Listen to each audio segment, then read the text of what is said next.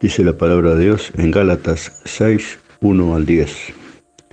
Hermanos, si alguno fuera sorprendido en alguna falta, vosotros que sois espirituales, restaurarles con espíritu de mansedumbre, considerándote a ti mismo, no sea que tú también seas tentado. Sobrellevar los unos la carga de los otros y cumplir así la ley de Cristo. Porque el que se cree ser algo no siendo nada, a sí mismo se engaña.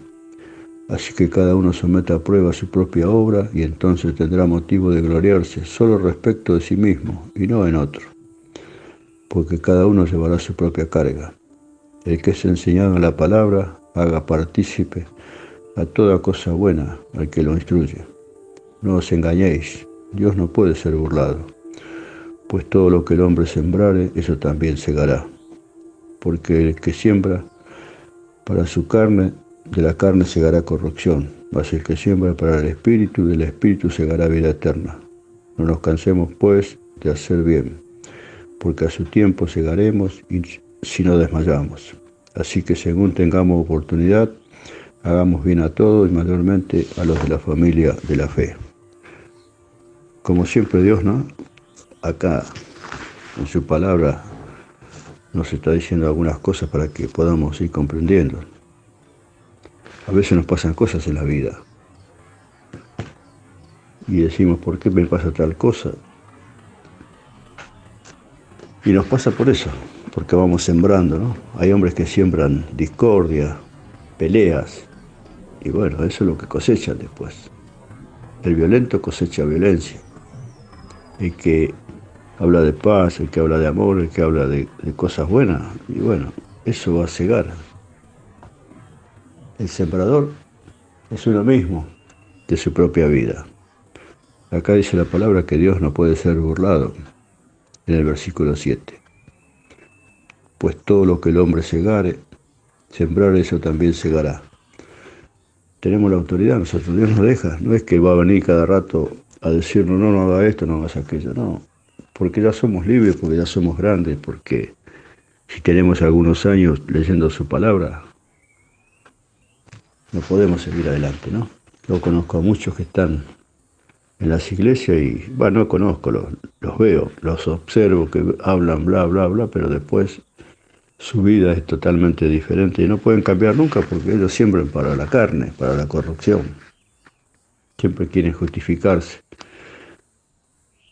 Entonces, nosotros tenemos que entender de que Dios nos llamó para una vida santa, apartarnos de todas las cosas. Hay muchos que van a la iglesia y piensan de que porque recibieron la salvación a través de Cristo, ellos pueden seguir siendo lo mismo. Total, Dios les perdona.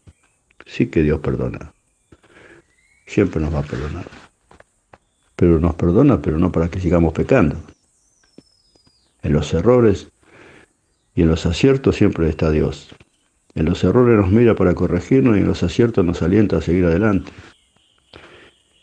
Porque acá nos dice en el versículo 1, ¿no?, que tenemos que considerarnos a nosotros mismos, no sea que también seamos tentados.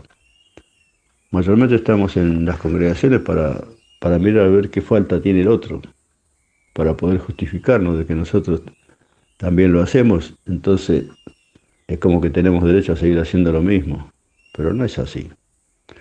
Si usted está alcanzando madurez en la palabra, el mandamiento de parte de Dios es que usted aliente al que está mal, ore por él, cuando le dé la oportunidad de poder hablarle. No justificar nunca las cosas malas que el otro hace. Con paciencia, con la misericordia que Dios nos da, hablar con ellos y hacerle ver el error a través de la palabra. Nada más que eso. Después lo demás lo tiene que hacer él. Nosotros no podemos salvar a nadie. El único que nos puede salvar a nosotros y al otro se llama Jesucristo. No hay otro. En la cruz del Calvario, Él ganó nuestra salvación, esta nueva vida que podamos llegar a tener en Él. Por supuesto que hay gente que no le interesa. Estando fuera o dentro de las congregaciones, siguen igual, porque ellos creen de todas maneras de que Dios los llamó para eso, para salvarlo y nada más. No, hay un compromiso grande. Primero con nuestras vidas para poder leer la palabra, para poder buscar en ella la guía para nuestra vida, ¿no? Porque Dios es luz, no hay ninguna variación en Él. La palabra también dice que Él no acepta el cohecho, o sea, el soborno. Nosotros no podemos sobornar a Dios.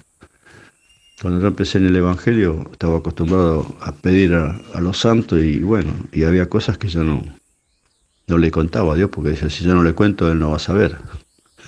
Pobre de mí, ¿no? Cuando me di cuenta que Él se la sabe toda, que Él está dentro de nuestras vidas, aunque nosotros no lo entendamos, que nosotros no comprendamos, no podemos burlarnos de Dios. El que se burla de Dios, muy bien no le va. Por eso están los pueblos, las naciones de esta manera, hundidas en el pecado de la mentira, del engaño, porque sirven al Dios del engaño y de la mentira, que es Satanás, algunos inconscientemente, otros conscientemente. Hay gente que hace pacto directamente con él, y bueno, él es el dueño del el reino de este mundo porque Dios se lo dio, pero por un tiempo él tiene que pedirle permiso a Dios para hacer cosas. Pero cuando yo le ofrezco mi vida al enemigo, bueno, Dios, ¿qué puede hacer si yo soy libre? Pero igual nunca nos va a dejar, siempre nos va a buscar, va a dar la vuelta hasta que un día entendamos que es un Dios de amor, de paz, de misericordia, ¿no? Y cuando empezamos a entender y empezamos a leer la Biblia, nos damos cuenta del por qué nos pasan las cosas. Nos pasan las cosas porque si yo tomo, si yo fumo, si yo ando en la farra, si yo sigo con eso, ¿qué voy a sembrar de todo eso? Enfermedades, ¿no? Enfermedades, me voy a enfermar cosas malas para mi propia vida. Entonces, cuando estamos en Dios, a través de Cristo, Él nos enseña las cosas buenas que podemos ir haciendo. Y si empezamos a sembrar lo que Dios nos enseña, entonces nuestra vida cambia. Tenemos otra calidad de vida. Porque el Evangelio es un estado de vida, no es una religión. Cuando Dios llegó a mi vida, estaba perdido, yo estaba solo, sin nada. Pero Él se acercó, no le importó quién era yo. No me preguntó si le iba a servir, no me preguntó si iba a ser, quería ser su siervo, si quería enseñar la palabra, no me preguntó nada. Simplemente me tendió la mano y empezó a hacer su obra en mi vida. De a poquito me fue dando oportunidades y todo lo que fui sembrando, todas las malas semillas que tenía en mi vida, me las fue sacando despacito y me fue mostrando la buena semilla que es su palabra. Y a través de esa palabra fui creciendo, madurando como hasta ahora. Y todavía tengo mucho para aprender. Pero todo lo que aprendí me sirvió para darme cuenta de quién es Dios. Para saber que hay un Dios que busca lo mejor para todos. Para todos. Él está siempre al lado del necesitado, al lado de aquel que está mal, al lado de aquel que está perdido, porque para eso es Dios. Nosotros somos su creación. La Biblia dice que pasamos a ser sus hijos después que aceptamos a Jesús.